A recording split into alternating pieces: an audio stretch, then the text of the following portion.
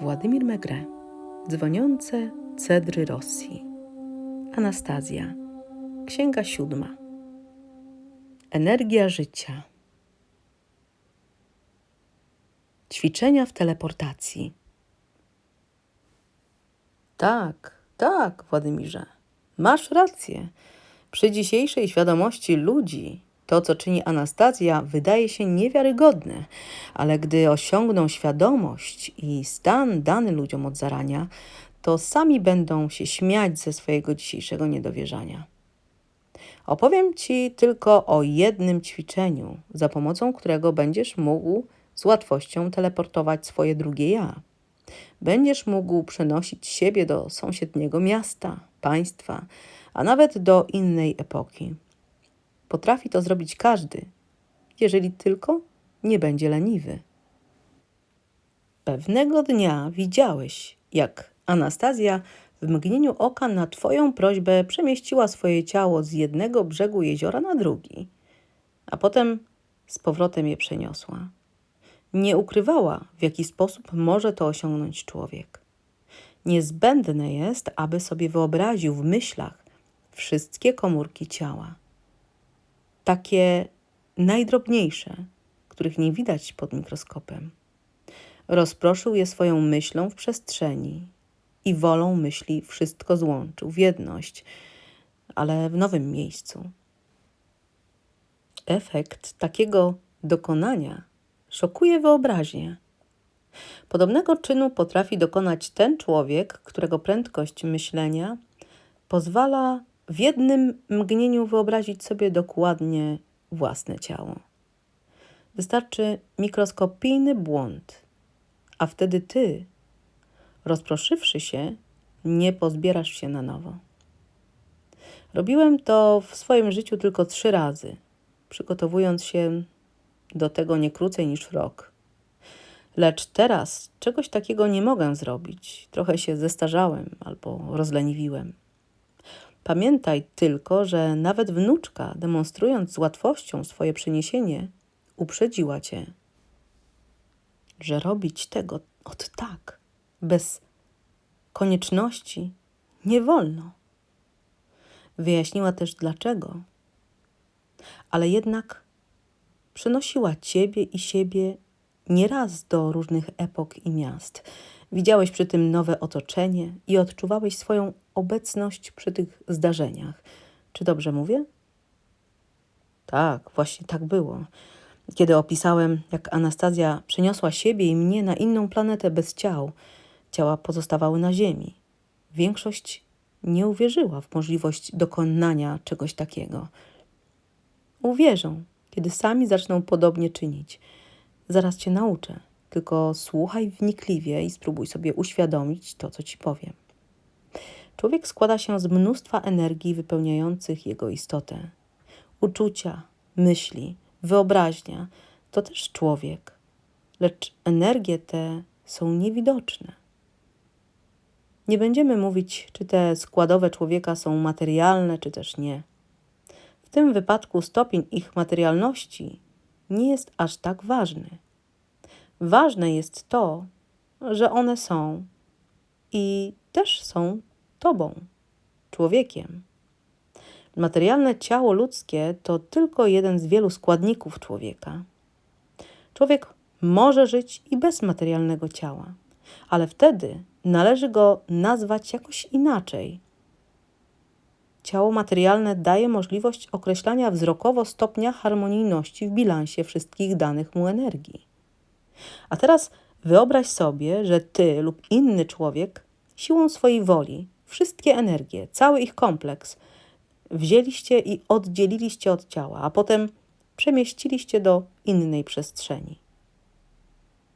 Czy każdy potrafi coś takiego? Każdy.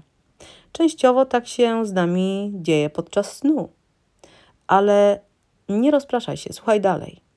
Powiedziałem, człowiek zdolny jest swoją wolą przemieszczać cały kompleks uczuć. Dlatego należy jedynie trochę potrenować. Oto ćwiczenia do treningu. Na trening trzeba wybrać miejsce, gdzie nikt nie będzie zakłócać twojego spokoju. To może być i zwykły pokój, i łóżko. Żadne dźwięki rozpraszające twoją koncentrację nie powinny się tam przedostawać. Kładziesz się na łóżku i rozluźniasz swoje ciało. Zadbaj, by twoje ręce, nogi i głowa swobodnie i wygodnie leżały.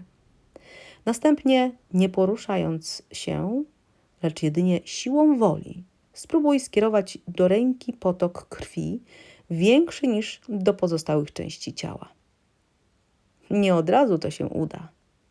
Powtórz, aż poczujesz lekkie mrowienie w opuszkach palców tej ręki, do której skierowałeś więcej krwi, swojej energii.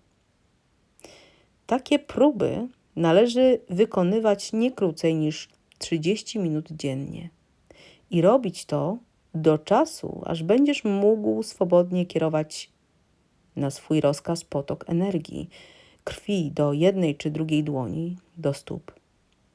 Kiedy osiągniesz oczekiwany efekt, to będziesz potrafił kierować energię i do mózgu. Posiadanie takich umiejętności przyniesie człowiekowi olbrzymią korzyść dla zdrowia.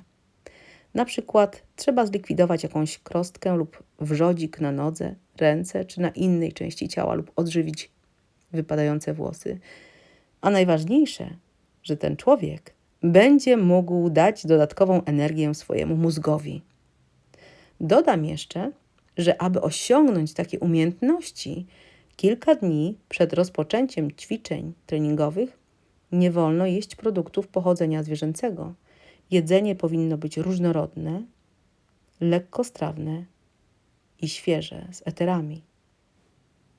W warunkach, w jakich mieszkasz, zdobycie takich produktów spożywczych jest skomplikowane, ale wiele brakujących składników uzupełnią następujące. Rano wypijaj około 10 gramów oleju cedrowego, potem 20 gramów miodu i z 5 gramów pyłku kwiatowego. To samo powtórz obowiązkowo 3 godziny przed snem. Kiedy sobie poradzisz z pierwszą częścią treningu, możesz przystąpić do drugiej. Powiedz mi najpierw, jakie czynności wykonuje codziennie w domu każdy człowiek? Może najczęściej przygotowuje sobie jedzenie? No tak, większość codziennie gotuje. Na przykład obiera ziemniaki. No to wybierz sobie więc zajęcie powtarzające się najczęściej. Nieważne jakie, po prostu takie, które dobrze znasz. Wymieniłeś obieranie ziemniaków. Niech to będzie dla kogoś najlepiej znane, a inni wybiorą co zechcą. Weź zegarek i przystępując do treningu określ czas. Podczas tej procedury postaraj się o niczym nie myśleć, tylko zapamiętuj szczegóły i swoje przy tym uczucia. Jeśli na przykład obierasz ziemniaki, to zapamiętaj, w jaki sposób trzymałeś nóż, gdzie spadały obierki, jak je płukałeś oraz odczucia od tej wody. Zapamiętaj, jak wrzucałeś ziemniaki do garnuszka, jak je wstawiałeś na ogień, jak po wszystkim sprzątałeś śmieci. Gdy dojdziesz do wniosku, że wszystkie twoje czynności dobiegły końca, spójrz na zegarek i zapisz lub zapamiętaj, ile minut ci to wszystko zajęło. Na przykład tylko 20 minut. To weź budzik, nastaw go, żeby zadzwonił równo za 20 minut. I idź do swojego pokoju, tam, gdzie leżąc w łóżku, poradziłeś sobie z pierwszą czynnością ćwiczenia. Połóż się, rozluźnij i zamknij oczy. I wyobraź sobie, że jesteś w tym pomieszczeniu, w którym obierałeś przedtem ziemniaki. Należy wyobrazić sobie wszystko w najdrobniejszych szczegółach. Jeśli prawidłowo, szczegółowo i po kolei wszystko sobie wyobrazisz, to budzik zadzwoni dokładnie w momencie, gdy twoje myśli dobiegną końca. Jeśli się rozleniwisz, pominiesz wiele szczegółów, to budzik nie zadzwoni, kiedy już skończysz. Albo na odwrót, jeśli będziesz powolny w swoich myślach i wyobraźni, budzik zadzwoni wcześniej. Jeden będzie ćwiczył rok, inny 2 lata, a jeszcze inny nauczy się i po miesiącu. Ten, kto się nauczy to robić, którego czas wyobraźni będzie się zbiegał z realnym czasem, ten prawie przybliży się do teleportacji. Wtedy może przystąpić do trzeciej części ćwiczeń. A w trzeciej części należy w myślach przejść do innego pokoju swojego domu i wykonać czynności, które się robi bardzo rzadko, a następnie określić w myślach ich czas trwania. Na przykład nabierasz wody, wchodzisz do pokoju i podlewasz kwiaty. Kiedy już podlejesz w myślach kwiaty i wstaniesz, popatrz na zegar i zapamiętaj lub zapisz, ile minut potrzebowałeś na to wyobrażenie. Następnie wejdź do tego samego pokoju i powtórz podlewanie kwiatów w rzeczywistości. Czas powinien być co do minuty taki sam, a jeśli tak nie jest, znaczy to, że niezbędna jest kontynuacja treningu. Kiedy czas już będzie taki sam, to potrafisz wiele uczynić przy pomocy drugiego ja. Będziesz w stanie bywać nie tylko w innym pokoju swojego domu, ale również zwiedzać inne domy, a nawet kraje. Do takich wypraw będziesz potrzebował tylko wiarygodnych szczegółów. Przeanalizowawszy je, zdołasz wszystkie okoliczności wytworzyć w szczegółach i tam bywać. Nie każdemu jest to dane, ale mogę Ci powiedzieć z całą odpowiedzialnością. Jeśli Ty już kiedyś byłeś w jakimś zamorskim kraju, to drugi raz lub trzeci możesz tam być, przemieszczając swoje drugie ja. Osiągnąwszy to, powinieneś pamiętać o jednym niebezpieczeństwie. Nie wolno swego drugiego ja oddalać od ciała na zbyt długo.